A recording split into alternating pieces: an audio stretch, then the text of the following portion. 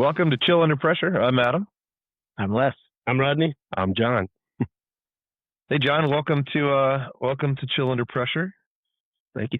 Les invited you on, so we wanna kind of get a little of your background and how you got into the industry, and then just chat about who you are more than maybe refrigeration and all that.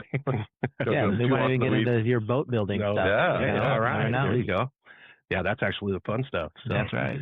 Yeah, I started in the industry in '87. I went to work for the Harlan Company, and like most people in this industry, I kind of, lucked into it or fell into it or just happened to it by chance. You didn't grow up going, I can't wait to get in refrigeration.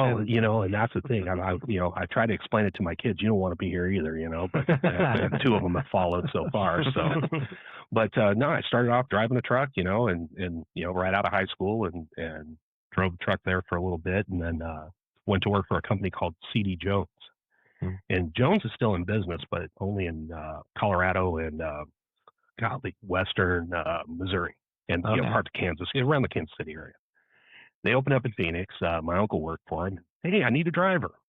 Okay, pay me more than the Harlan Company did. Great, So, but when I got to C.D. Jones, it was really neat because they had huge educational opportunities. I mean, looking back at it now, I don't know what made me take advantage of it like I did, but I did. I mean, it was every Wednesday night they had a class, and it was open to contractors and, facilities people and everything. And it was kind of a, you don't have to be here, John, but it's a good idea if you are. So I kind of took that message, and I'm glad I did. I learned a lot.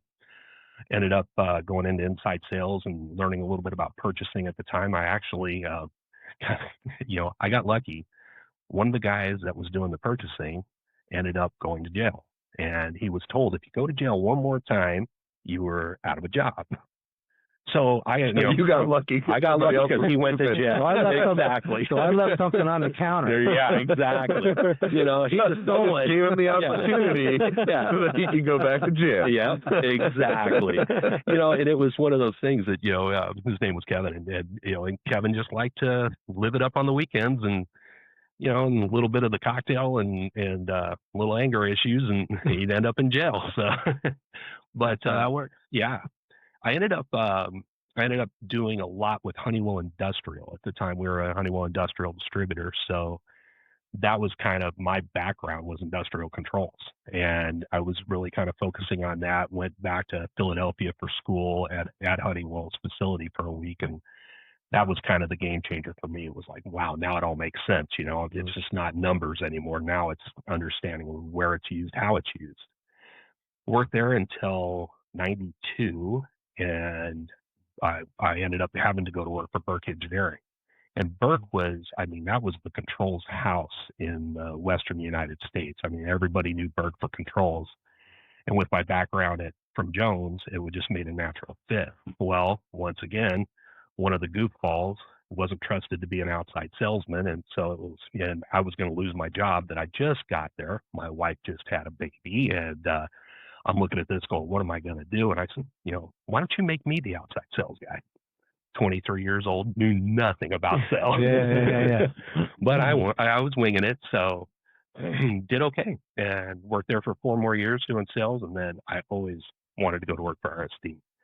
And it was just something that my uncle worked for him and said what a great company it was. I knew people that worked for him, and it was, everybody seemed happy. They seemed like just a solid company.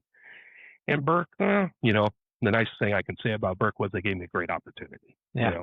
So, but that's a good place to leave that. Yeah. Move right along. Move right along. Well, Rama said, you can't say anything nice, don't say anything at all. So he said a nice thing, now let's go. Exactly. So coming to work for RSD in 97, it was just, now I'm doing refrigeration, and I honestly couldn't spell refrigeration. Well, I was always putting a D in there. There's a D in there. Exactly. So go to work for RSD, and it was, they did controls, they did refrigeration, they did mechanical products. I mean, they were just, possibilities were endless with this place, and I'm going, wow, what direction do you want to go? And, with my eyes and everything like that, it was, well, shotgun approach, let's do it all, So, and I started kind of getting involved in a little bit of everything, doing sales, and then bringing them more controls business, but not on like an automation level, more of just the parts and pieces. And we're really good at it, and morphed into, hey, you need to open up a store, John. Huh? Yeah. Want to be a branch manager? No. Here I am. That was in 2002. And that was the Rose Garden, the Rose store, Garden, right? Yeah, a real brand new store. They just built it. Yep. Gave you the keys. She gave me the keys, and I went, oh no, what am I doing here?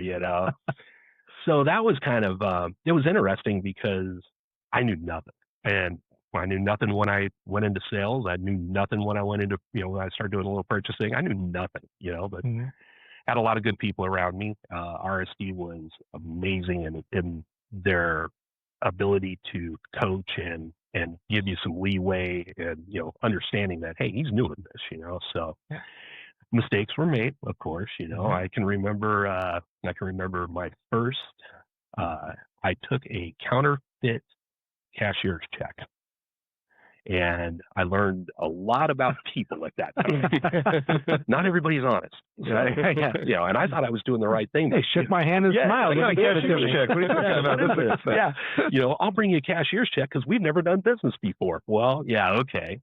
So, and then just RSD was like, hey, there's bad people in the world, John. Just, do it, try to learn from it and, learn the signs that were completely in front of me about this guy. But here's the cashier's check, So anyways, just kind of moved along. And then we decided that we wanted to do more distribution out of the Arizona area. It just made sense because the company itself, RSD, was growing so much with expansions in other areas. We just took on Colorado. Colorado was kind of just new for us. We went into Denver and opened up opened up a store right after that in Centennial, Colorado, which is just south of Denver. And those stores were doing great. But feeding them out of Lake Forest, it was just putting too much on them. So we decided, okay, we'll open up a distribution in Peoria. Well, I happen to live in Peoria, so it was, pick me. The first one, you're like, don't pick me. Now I'm like, let me have those keys. Yeah, I'm looking at this going, it's a 10-minute drive from my house. This is great. So, so I ended up going to opening up the Peoria store. And kind of. At the time, our district manager lived in Utah, so he wasn't here all the time. So it left me with dealing with the contractor. I mean, this was a brand new building, tilt up. So I was kind of involved with the construction side of it. I learned a lot about that. Wow. And that was Vic? That was Vic, Vic Schluter, who's no longer with us. But Vic was awesome. But it was funny because I learned something that I kind of knew, but I didn't know was not. A lot of people in general contractors side of the business really don't know how to keep a timeline. They're good at giving them out, but man, do they not know how to keep them. So learned a lot about the city, dealing with the city and permitting and things like that. And that was what I learned was this is probably the best advice I can give anybody that's starting to build a building. Don't start with the permit department. Start with the economic development group. Go to the economic development group and tell them what you're doing and say, I've heard it's difficult to build a building here. I don't care where you're building it. I've heard it's difficult. No, it's not. Let us help you. They walk it through. They walk you through. He probably made that mistake too, actually. Our building was right next door. Yeah, you got to cross the street. Back at the Rapid plant there in Peoria. So So you definitely are familiar with dealing with them, and the fire back then was the worst, and now the fire guys have been amazing. I mean, they actually want to work with you and not completely direct. I mean, they want to direct, but it's more of like, hey, will this work? Does this make sense? And it's been a great relationship for us and the city for quite a while. I mean, we still talk with the economic development group, and they've been great as far as like, hey, what would you like to see? And of course, I want to see more business around here. Bring it in. Don't just build houses. Let's get the whole West Valley. I think could use more industry. So that's been good. But good. And you guys just added on to that. Yeah, we just added 30,000 to the main building, and then we built another 45,000 about 2 blocks north. And the 45,000 is just warehouse only. We do no sales out of there at all. And it's been just amazing to have that. When COVID hit, it was tough because everybody was scrambling to get whatever they could. I mean, every distributor was just in a bad way because you just couldn't get product. Yeah. Nobody thought that the demand would go up like it did. Well, with people at home, now they're home, my air doesn't work right, you know? And people with these the buildings were empty. Hey, it's time to do a retrofit. So it just hit us from both sides. And, and having friends that are, working for competitors and then talking to, I have relatives that work in distribution, but in Colorado. So calling them, hey, what are you seeing? My cousin works for the large carrier distributor there. It's the same thing. I mean, carrier was in the same problems we were having. The train guy was having the same problems. So, it's kind of like, okay, we're all in this together. What can we do as an industry? And it was whatever we can. I mean, it was mix matching stuff and just making it happen, So, but having that 45,000 was just huge because it allowed us to bring in what we could. And at the time, before we had the 45,000, we had a building over in Phoenix that we were having to distribute out of the Peoria branch. So we're driving 14 miles each way to pick up equipment, and we only have a 26-foot flatbed truck. So it's killing. I mean, it was killing us. So this building was just. I mean, between the original building, the 30,000 to 45,000, right? That's 75,000. So what do you have total? 100,000? 100. Yeah, it's a little under. Like 104.50 or something like that. Yeah, it's just a little under 105. So, and it's really now that's been another challenge in itself. Landscaping. Oh my gosh, what I pay in landscaping. It's a total deviation. I'll say back in like the Midwest, you go, we got to cut our grass, we got to do snow plowing, so you kind of expect a little bit of landscaping cost. Here, you think. It's rock. Like, what do you got to do? Oh, my word. Oh, the tree trimming. I mean, they're charging me per bush. And that's kind of the funny thing, too, is because, I've went through, I think, 3 landscapers. When I first opened the place, we had a guy stop by and says, hey, who's taking care of your place? Well, nobody yet. Well, I'd like to. And, I mean, flat fee for the month, and it was reasonable. And the guy did an amazing job. Well, he was in his 80s and decided, I've done this long enough. Absolutely, Jim. And then it was just, I mean, oh my gosh, the guys I went through. Who knew landscapers really aren't business people? I shouldn't say that about all of them. The guy I got now is great, but it was kind of funny. Just how you have to, you don't know what you got till it's gone. That was definitely my case there. So in your store, your branch, you have a piano. I have a piano. Yes, I do. Why would you have a piano? Oh, it's great. After hours we have parties. Like you have dueling pianos. So how do you do that with only one? I don't know. So RSD actually started as a piano company in the 1800s, late 1800s. Star Piano Company was formed. We were manufacturing pianos in Richmond, Indiana. We had a huge factory there.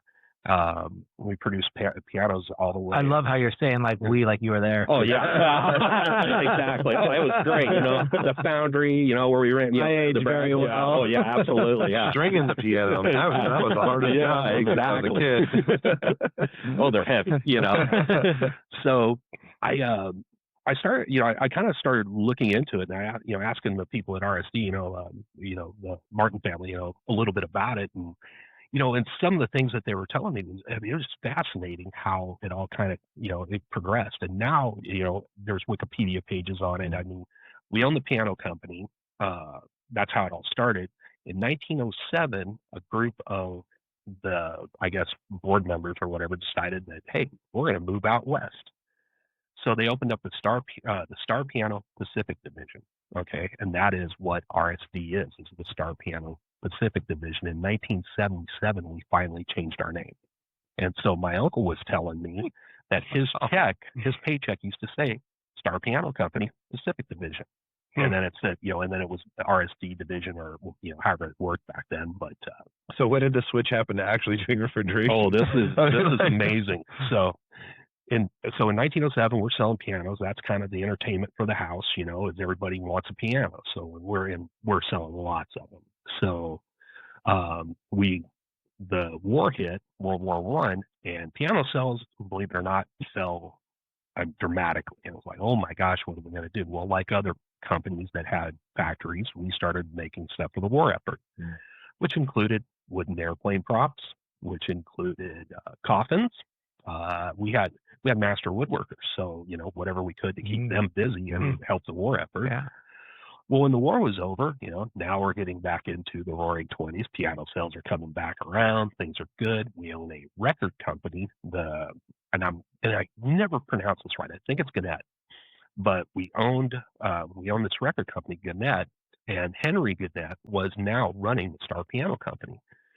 So the recording, this record company, we also had, of course, a studio, and we were doing sound effects for movies. We were doing, our big thing was giving young jazz musicians their first recording opportunity.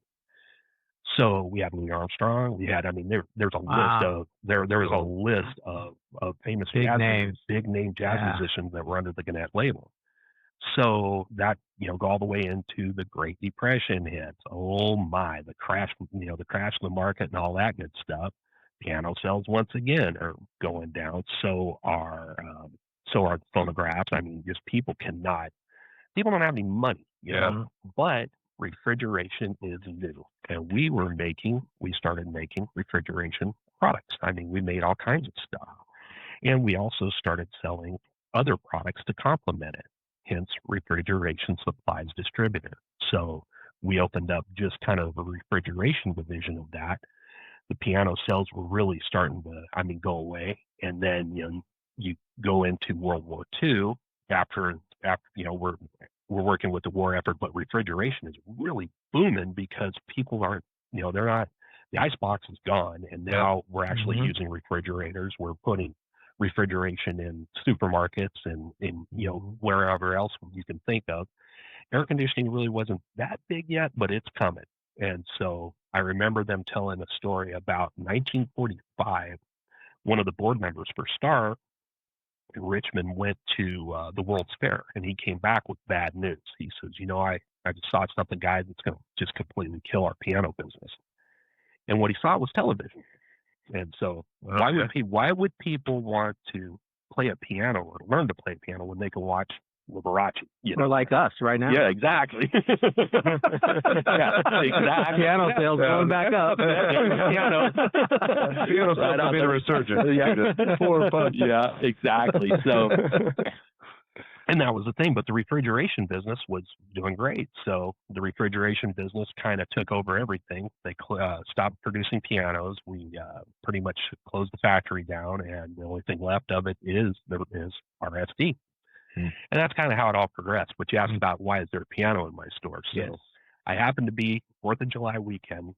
I can't remember what year, but I just happened to be goofing around at home on the internet, and I looked at Craigslist and I thought, Star Piano, just put it in there. And one pops up that's in Cave Creek. So I called the lady and I said, hey, I'd like to see your piano. She said, absolutely, come out there to look at it. And I said, I'll buy it. I said, can I come pick it up Monday? Of course, it's a piano. Well, nice thing about RSD, I got lots of guys. And I have a truck that has a lift gate. So this is going to be okay. We pick this piano up, and it's all we can do. We put it on a lift gate on those Ford F-550s. We're all trying to help it. It's just, and then, and we get it back to the shop and we're unloading it. It's rolling down and we're all like, whoa, it's, oh gosh, that thing is heavy. Yeah. And so then I open it up and I'm looking at it and it's heavy because it's got a solid piece of brass. I don't know what they call that, the sound bar or whatever in the back where the strings are attached to it. This thing like this thick and it's, it's solid cast brass, and I'm thinking, well, no wonder it weighs so much, So anyways, I opened up the piano and I see in there that it's been refurbished. So it had a phone number. Like, no way, I'll call it. I called this lady and I said, hey, I bought this piano. You guys refurbished it. Can you tell me anything about it? Here's the serial number. And she says, I really don't keep a lot of records. She says, where? She says, you said you're in Arizona. I said, yeah. And she says, I said, I bought it off of, she goes, you bought it off a lady that bought it for her daughter. And I said, yeah, she knew exactly the family. She said, they moved to Cave Creek. It was just amazing. I'm thinking, wow. She said, how does it sound? I said, I don't know. I don't play. Why would you buy it? Exactly. And I told her the story of RSD, and she goes, how's Brian doing? Well, Brian is the CEO of RSD. She said, the piano that is in your corporate office, I delivered. And I'm like, wow, that's cool. So it just, the whole circle was so cool. But and it sits in there. I bought it as kind of as a, just something neat, because you've seen the store in that corner. There's really nothing, nothing you can put in there. We built it as a display, but we need to get a picture to post that right now, so as he's describing it. Yeah. So it's really the end piece for that store. So, and so now did you come out and tune it? No, I invited her to. I've actually had it tuned once, and the guy that tuned it's like, wow, this is an old one. And so I looked up the serial number, and it was made somewhere between the end of 2000 or 1902 and the beginning of 1903. Wow. So, wow. Yeah. That is awesome. Yeah, it is. It's really neat. But, cool. And when it's tuned, it's amazing. And people come in, and it's funny, I'll have customers come in, and they'll just start playing it, and the guy's like, your piano needs a tune. I'm like, well, tune it then. I'm toned it. I don't know. Nice tune, though. It sounded great, man. Like, it don't sound great, So it's funny. But, and it's funny, some of the most gruff guys in the world will sit down there. And I can just picture all these old refrigerators, you have the beer down here. The shirt's up. You got tunes in here. And they're playing some awesome music.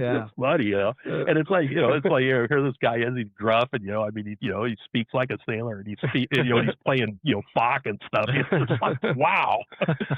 Don't judge a book, So there you go. Yeah, it's really cool though. But and so, it's just kind of funny how that just shows, how that RSD story is kind of the story of America. It just everything progressed into something. I mean, and it's amazing. With RSD now, 118 years as the Pacific division of Star Piano Company, and it's really it's neat. And Brian's mom, Laurel, who is I believe she's 98, and some of the stories she was telling, and I can't remember all of them. But, just as just the story she tells of going back to like the factory, and they still have like museums and things like that, and and she just tells stories of stories she heard, the jazz musicians being around the recording area, and they smelled like funny cigarettes and so that kind of thing. Similar to the day. Yeah, exactly. Some things don't change. Nope. So it's really it's kind of the whole story of it is just it's Americana, just how it all became. How many branches do you guys have now? We're at 79. So, and I believe we are opening another one that'll put us right back to 8. We ended up the Nogales store. The branch manager retired, and those guys were in their 70s. It was like, you know what? They both decided that's okay, and we can service it out of Tucson. It was a leased building, so we're like, you know what? Let's just go ahead and we'll morph that back into Tucson, and then so that knocked us to 78. Then we opened another one, 79, and then this one here will make 80. And I was talking to Matthew, who is Brian's son, who's our vice president, and Matthew was saying, and I asked him, what do you want to do? What's your vision? And he says, I don't know that I want to go much more. He goes, when it makes sense, we'll do it. He says, but it's just, he says, it's so big now. And I mean, I'm thinking about 80 stores, and I mean, these guys go and they travel to each store, and they know the names. I mean, it is a privately held, privately run company, and they're keeping them. You talk to them. Right? All the branch managers are talking with the ownership, right? Absolutely. That's a cool part of the business too with RSD, right? Oh yeah, absolutely. I mean, it's really you look at most companies and their management is like just pyramided this way. Ours is more like this. It's really, we have district managers, and then we have the vice president of operations, which is Andy McNeil, great guy. And then Matthew's, I think Matthew will end up being the CEO of the company. And And you can see that, he's wanting to do like his dad did. Hank Martin ran it. Hank Martin's really kind of the one that ran it the longest into probably in the, I want to say the 90s when he passed away.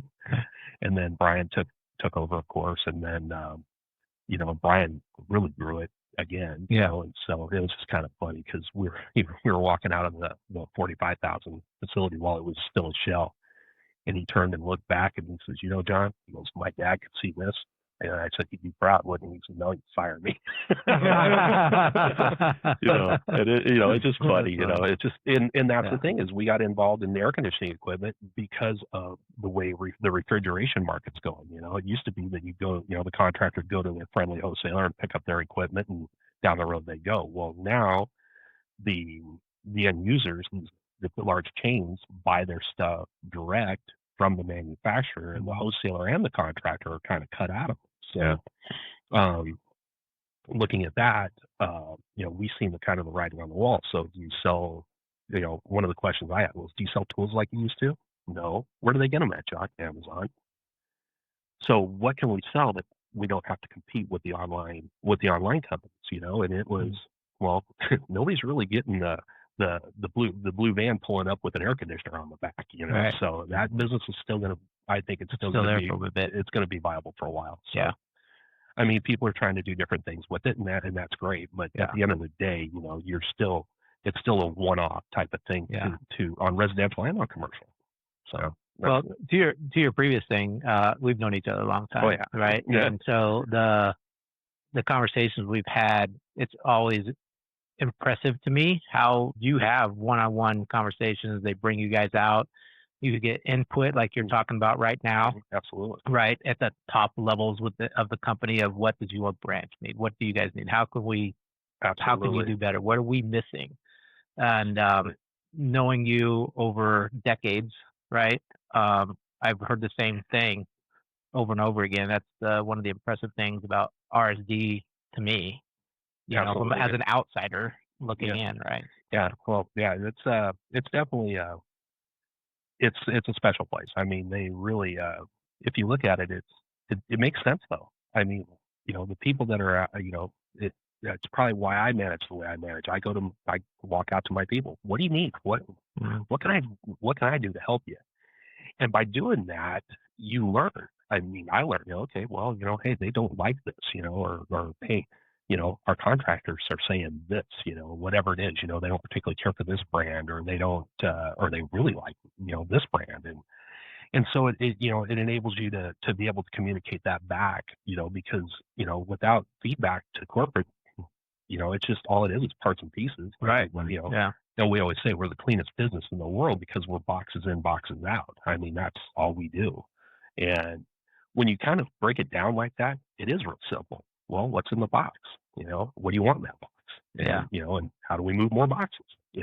That's all this is. Yeah. So, but I get just from hearing you talk about the culture and the community that RSD's built, that why they would say, I don't know how much bigger I'd want to make it. Yeah. Because you start to lose that. Exactly what they don't want to do. They don't want to lose that kind of that tight knit bunch that we have. And I know branch managers that are in Oregon. I know branch managers, that work in California. I mean, you go to meetings, you get to know these people, and you get to talking to them, and you share ideas, and you share what works with them, and you share the horror stories, Let me tell you about cashier's checks. Yeah. The guys will smile, shake your hand. Exactly. You're the best. I got your money right here, baby. You tell them, hey, do you go out there every once in a while to your warehouse and remind them to lift the doors all the way up to the building because the forklift really gets them. That's an expensive day. Yeah, it's an expensive no doors anywhere but closed or open. There's no exactly positions for it.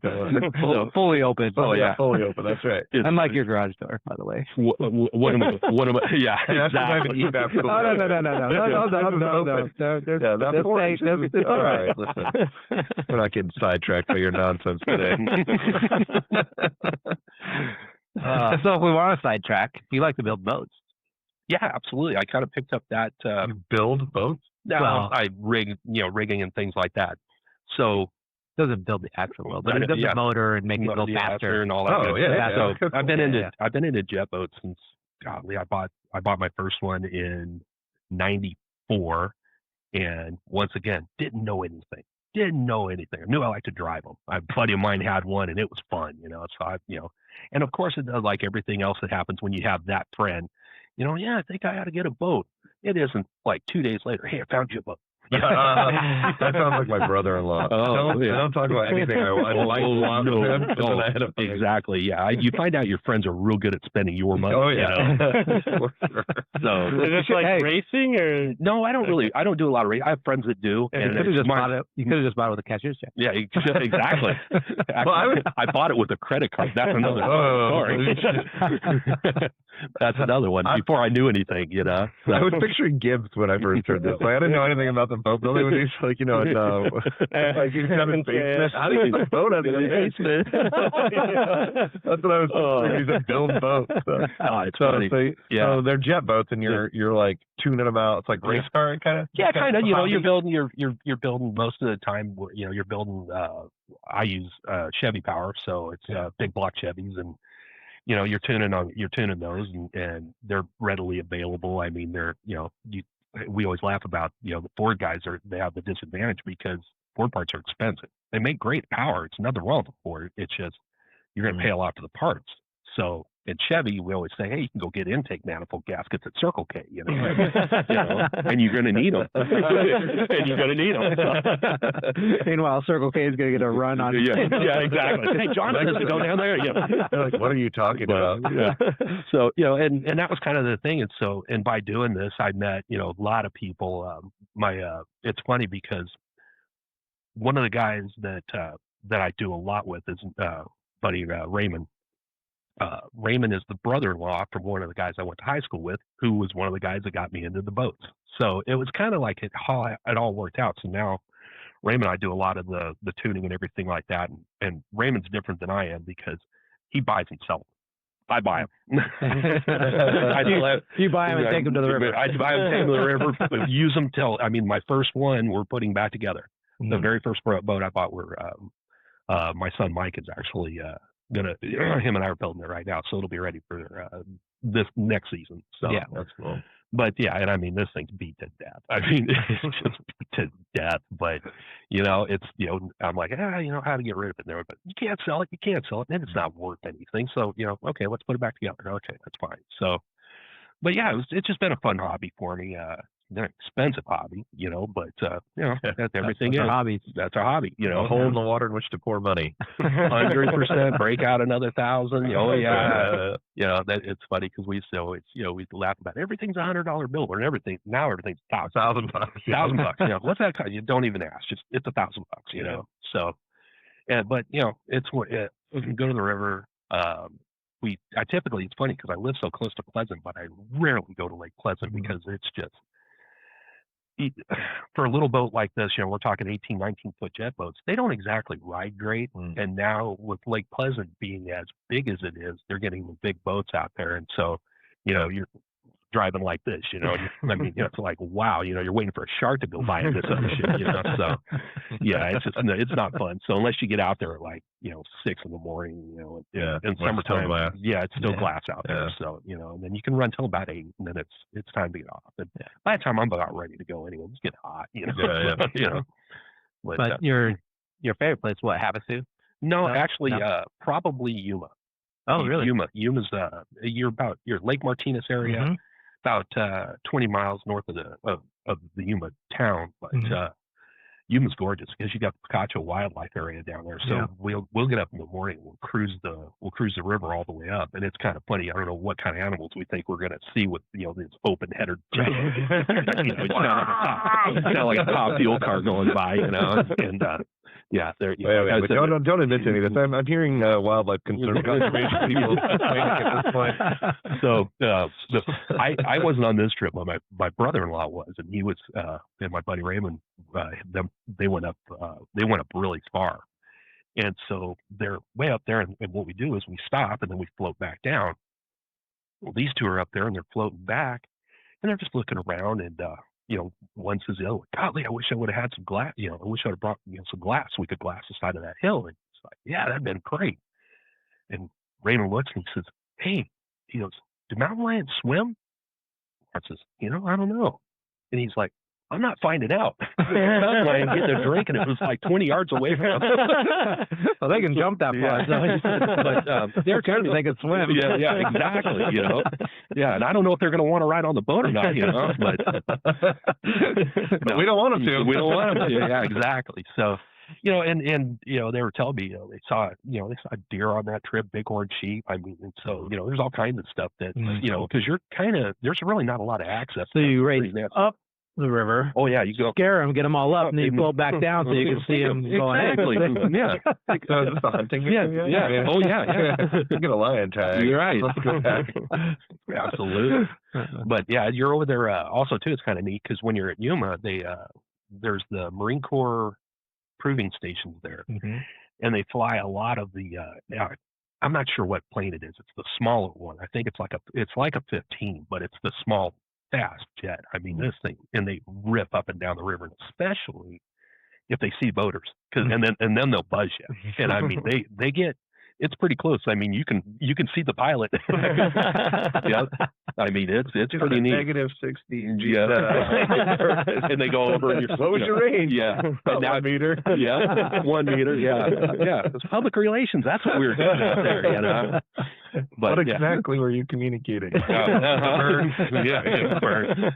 But yeah, it's pretty cool. But yeah, they fly, and they'll fly from all the way from Yuma up to Parker. Yeah, they for whatever reason, that river's kind of where they go. So it's pretty neat. But that Yuma's probably my favorite. I boat usually from Yuma all the way to not consecutively, but Yuma all the way up to Laughlin. And Laughlin, you just got to avoid the casino area, but going south in Laughlin, it's pretty nice out there too. Yeah. So, but Havasu's like pleasant for me though. I put my boat on there. Yeah. You just beat you to death. So the river's nice. I always say the best part about the river is you don't like where you are. Well, go up, go down. You'll find something you like. Right. You go down, you save fuel. Yeah, exactly. Yeah, float it. I mean, we do that at Parker a lot. We go, we'll drive all the way to the dam and then float back we float probably about 3 or 4 miles back. And the only part about that is keeping the boat off the locks, off the docks or whatever like that. But that's always a good time. But the dam is really cool. It's real quiet up there, and so you're it's almost eerie looking because you see this monster dam in front of you, like. What if that cracks? How fast is my boat? Exactly. I don't know I'm going to outrun water. Let's pretend it cracked right now. Yeah, exactly. No, it's good times. But all that area on the river, it's kind of neat. And I try to avoid it as much as I can, like in June and July, because it's just miserably hot. Yeah. But, like September, October, it's gorgeous. Gorgeous. Yeah, but right now it's beautiful. Oh, absolutely. The problem is it's hunting season in October, so you're kind of like, well, am I going hunting or am I going boating? Depending upon what I got just found the answer. Yeah. You do them at the same time. Yeah, right. Shoot it from the boat. I don't know how Game and Fish would feel about that, but we're going to California. They don't let Absolutely. So it's kind of fun, but next weekend I think I could have went to the river, but next weekend I'm going to help my dad on an elk hunt. So, You're in 6A, right? No, actually he's in 3B on this 3B. one. Okay. Yeah. So my wife has a tag, so we're going up to 5B down. Oh, right on. Well, that's our area. Yeah. But he got drawn for muzzleloader. Him and my uncle did for 3B, which is he lives in 3B in Lakeside. So we will leave from his camp. Oh, yeah, exactly. We'll leave from his house in the Ranger, and he knows where he's going. So I'm like, all right, I'll just sit in the Ranger until you're done, and tell me what I need to haul out. I'm thinking, well, him and my uncle are going, and I'm like, okay, so Dad's 76 and my uncle's 81. Yeah, I probably ought to go with these guys. It's not that I'm a young chicken or anything like that, but So I'll go up there, my brother-in-law and I, and hopefully get something, But it should be fun. Well, it was awesome, John, having you on. That was great. Oh, hey, thanks for having me. Love all the stories. Hey. Any parting shots of wisdom for us other than the cashier's check thing? Yeah, don't take cashier's check unless it's from you call the bank first. Yeah. Other than that, the industry's been so good to me. I'm just blessed to be part of this, and RSD is just, like I said, I found it, and I have no desire to ever look at anything else. It's kind of like, this is home. It's kind of neat. It's for me, it's kind of like living here. It's like this home. So I don't know. Like I said, I don't sell things very often. Exactly. That's who I am. So, anyways, but hey, thank you guys again for having me on. Yeah, no, it was great. Thanks for coming. You bet. Thanks for hanging out with us on Chill Under Pressure. We'll see you next time. I'm Adam. I'm Rodney. I'm Les. John.